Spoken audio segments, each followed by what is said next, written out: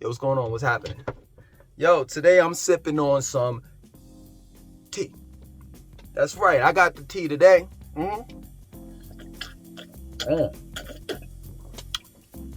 gonna sip on this tea. Now, I don't live in Atlanta anymore. It's been about 3 years since I've last lived in Atlanta. And I know what you all are gonna say. That being that you don't live in Atlanta anymore, whatever's going on in Atlanta, it's none of your business. But I beg to differ, because I'm sipping on tea today and I got time to talk about everybody else's business but mine. Real talk. So yeah, I'm a gossip.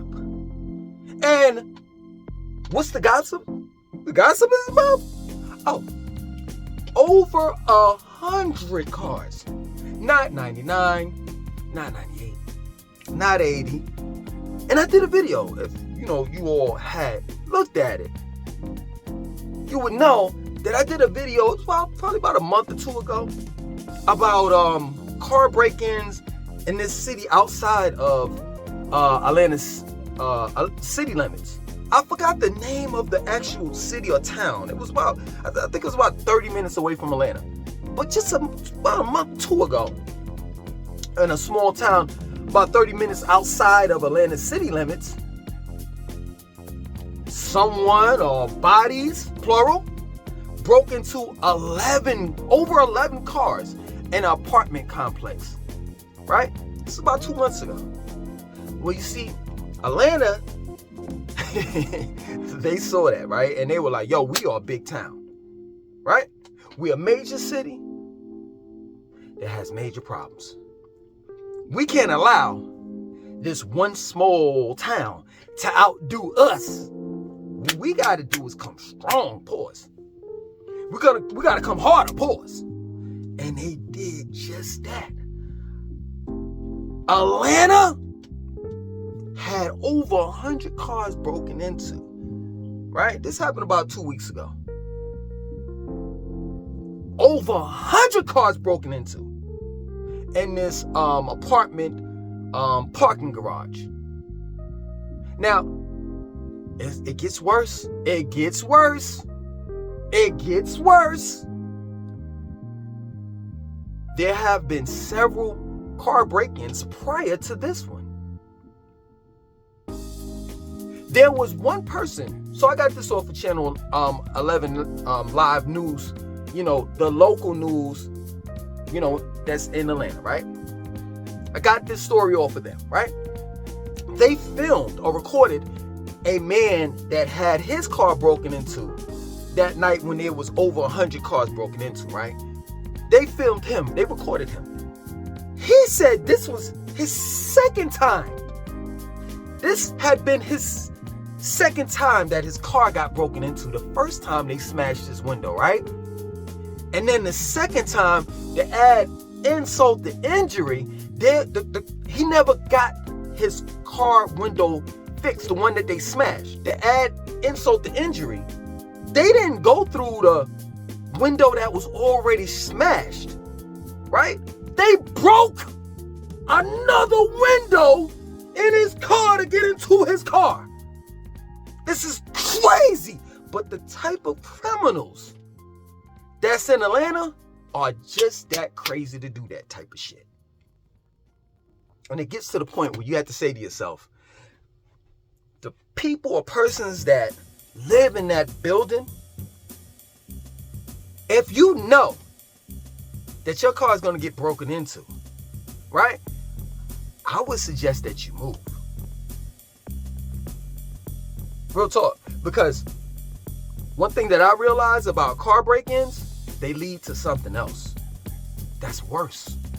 And that is someone may get hurt while in the process of protecting their belongings, such as a car, or the belongings that's inside the car, such as a laptop, a wallet, guns, Matter of fact, to be real with you, they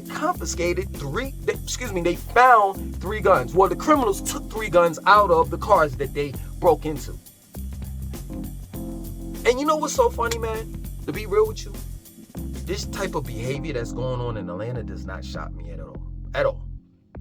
It doesn't. This is the same Atlanta that while I was living there, the lights went out at the airport. There was no thunderstorm. There was no earthquake. There was nothing. No type of problems that would occur that'll make an airport lose power. But they had a power outage out of nowhere. Let's talk about the crackhead that they said that lit the bridge highway that's on Highway 85 on fire. And the whole bridge collapsed. I could go on with these stories. So nothing shocks me. Nothing surprises me in Atlanta. Let me tell you something, for real. I'm going to give you a good scenario. Watch this. If I heard that there was a gang of men, right, going around breaking into cars in Atlanta. Watch this. And that gang was called the Butt Naked Gang, right? And the general in that gang was called General Butt Naked. And the reason why he was called General Butt Naked is because each time he broke into a car, he would break into a car butt naked. Oh, the story gets a little bit more weirder than that, right? So, General Butt Naked, as well as the Butt Naked Gang that goes around Atlanta breaking into cars. Not only do they break into cars, but if you're there, whether you're male or female, they'll touch your ass. So watch this. There's a gang, and in that gang, there's a leader, and his name is called General Butt Naked. And this gang goes around Atlanta breaking into cars while touching other people's asses. If someone told me that story, if Channel 11 Alive News reported that story, that shit would not shock me. Real talk. Even if they said that General Butt Naked would break into cars butt naked, right? And the only thing that he actually had on was a pink earring. That's it. And they had footage of him breaking into cars and smacking people on the ass as he's doing it. It wouldn't surprise me, it wouldn't shock me at all. And I know what you all are going to say. That is a crazy ass, ridiculous story that you just made up in your mind that nobody or no one in their crazy mind will call themselves General Butt Naked, running around, breaking into cars. And you know what? You may be right. But in reality, you're 100% wrong. Look him up. He's a real man. He's now a pastor. He's so saved and sanctified. But prior to that, the Liberian general was named General Butt Naked because he was known for going to battle naked. If you don't believe me, look him up. But let's get back to Atlanta. Atlanta, over 100 cars. You're doing better than New Jersey. You out there New Jersey on this one. Yo, the car break-ins, the joyrides, and all. At one point in time, New Jersey was number one for car break-ins and joyrides and donuts, doing donuts in the middle of the street and intersections and shit like that. Spin out some donuts and stuff, right? And then right behind them was Washington, D.C. And then last but not least was Atlanta. That was years ago. Now,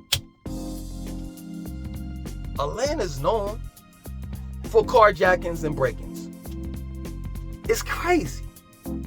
They made a movie about New Jersey called New Jersey Drive, where they talked about the carjackings, the break-ins, the joyrides, the donuts and spin-outs and all of that shit that Jersey was known for. I mean, it's actually a movie out for real, motion picture of, collaborated stories made into a movie about, New Jersey and the whole culture of carjackings and break-ins and joyrides. Real talk. But hey, Atlanta said, you know what? Hey, fuck you, Jersey. I'm gonna outdo you all. I'm gonna give you over 100 car break-ins in one night. Oh, you think that Atlanta didn't make the Guinness Book World of Records? I might need to check, because I've never heard of over 100 cars being broken into in one night. And it gets to the point where you got to really look at the victims and say to yourself, yo, are you all no, I'm not trying to be funny, man. I'm just being real. At one point in time, I used to think that common sense was pre-encoded in everyone's genes or DNA. I'm starting to realize that's not true. Before you all moved into that apartment complex, where the guys broke into your cars, did you do any research? When I move to a place, a state, city, certain area, a certain side of town, I always go online and look at the reviews. And if it's a 2 out of 5 star, I'm not moving there. I'm just trying to understand. Y'all didn't do your research? Especially in Atlanta? Because I looked at Google Maps, right? I'm kind of not familiar with that area, like Iman Park. But I can kind of see landmarks that I'm familiar with. And I swear to you, I did this. So I Google mapped how long does it take to get from Iman Park to Grady Hospital. From Iman Park to Edgewood Avenue. From Iman Park to Martin Luther King, that historical museum that they have over there. How long does it take to get from Iman Park to Martin Luther King Museum, right? And all of the areas the landmarks that I mapped, right? 5 to 7 minutes. So watch this. Iman Park may be gentrified. It may be beautiful, right? But right around the corner, about 5 to 10 minutes away, is the malarkey, is the hood.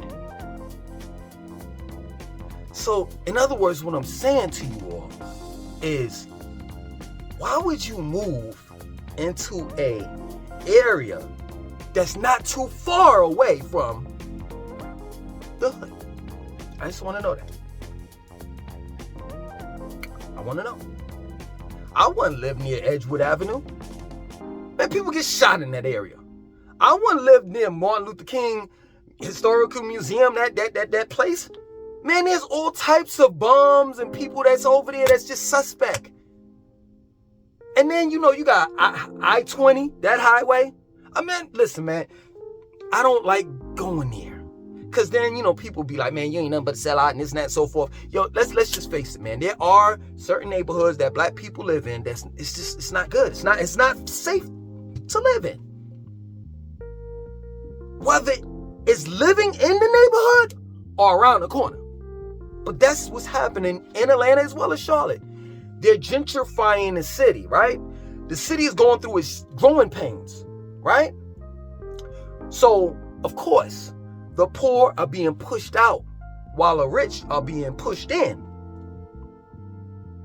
While that process is going on, or that them transitioning, there's a gray era. Era, not era like E-R-R-O-R, like area. I'll say area. Gray area, right? Where the poor people and the white people are living amongst one another for at least a couple months until that area is fully gentrified, right? In other words, what I'm saying is, let's just shut the hell up, Langston, and get to the point. In other words, what I'm saying is, this is what I'm saying. As long as the hood has access to your neighborhoods, you're gonna have this type of problem. That plain and simple. So, I'm not trying to be funny. I have a right to my own opinion. And that's exactly what I'm gonna give you all. And then I'm gonna get off this goddamn video. In my opinion, I don't feel sorry for the victims. I don't. You knew what you were getting into. I don't think that you didn't know. You knew that there were several car break-ins prior to your car being broken into that night when it was over 100 cars that dudes or one dude broke into. Right? So you were aware. You were conscious. No, man. Everybody has to be held accountable. This is the reason why. What do the police officers or the police force says? What do they say to you? They say, if you see something, say something. They tell you don't leave any type of belongings in your car. Whether it's a cell phone, whether it's a laptop, a firearm, whatever, money. It gets to the point where we have to hold both parties accountable.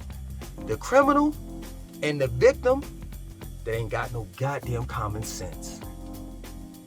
When you were warned ahead of time. So, it is what it is. Have fun paying that deductible.